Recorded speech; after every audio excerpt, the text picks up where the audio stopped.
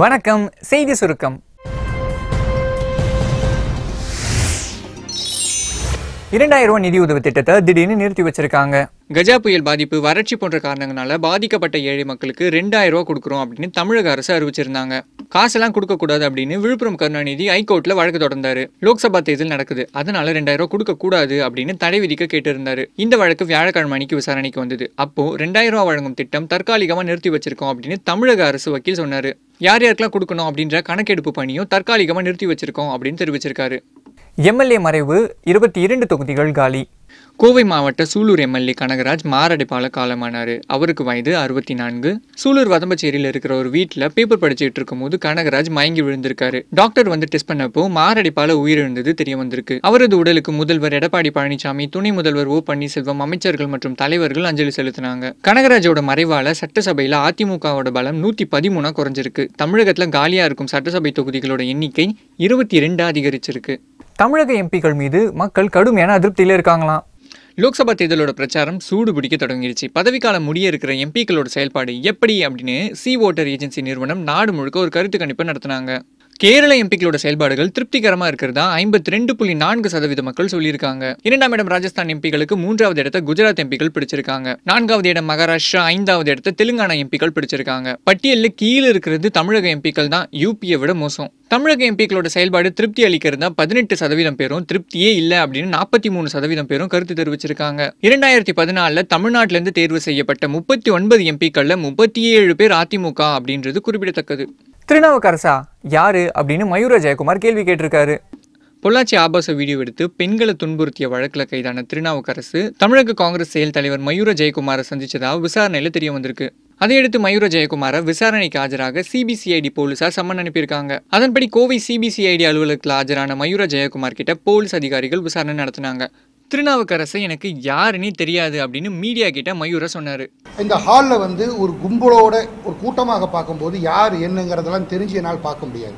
பொதுவாக எல்லாரும் வருவாங்க, நமக்கு சால்வு போடுவாங்க, வாழ்த்து சொல்லுவாங்க, எல்லாத்துக்கும் நன்றி சொல்லி அனுப்புவோம்.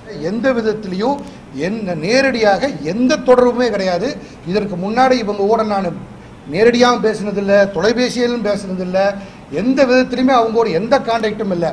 பல பேர் வர்றாங்க, பல பேர்த்த பார்க்குற மாதிரி அவங்களையும் அன்றைக்கி பார்த்தேன். அவ்வளோதான் தவிர எந்த வகையிலுமே இந்த சம்பவத்துக்கும் எனக்கும் எந்த தொடர்பும் இல்லை. நிரவ் மோடி வழக்கில் கை கொடுக்கிற அனுபவம். பஞ்சாப் நேஷனல் வங்கியில் 13,500 கோடி ரூபாயை ஏமாத்திட்டு தப்பி ஓடிய வைர வியாபாரி நிரவ் மோடியை லண்டன்ல கைது பண்ணியிருக்காங்க. மார்ச் 29ஆம் தேதி வரை சிறையில் அடைக்க லண்டன் கோர்ட் உத்தரவு போட்டிருக்காங்க. நிரவ் மோடியை சீக்கிரமா இந்தியா கொண்டு வர சிபிஐ, அமலாக்கத்துறை அதிகாரிகள் தீவிரமா முயற்சி செஞ்சுக்கிட்டு இருக்காங்க.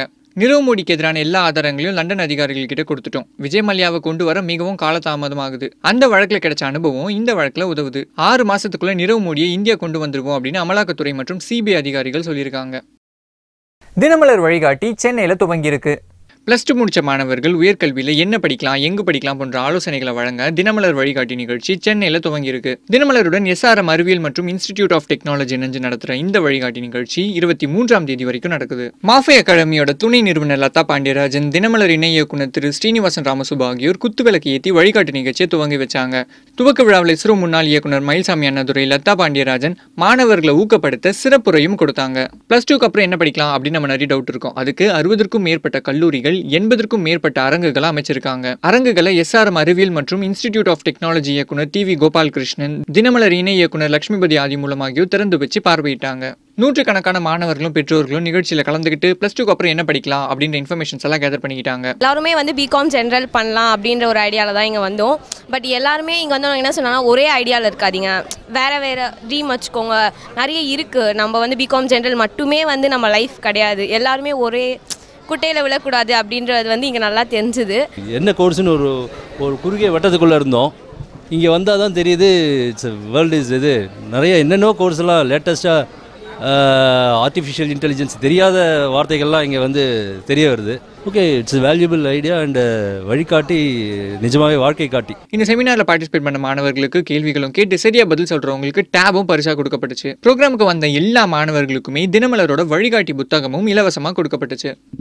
வாக்களிப்பது நம்மளோட ஜனநாயக உரிமை, கடமையும் கூட. So save the date, April 18.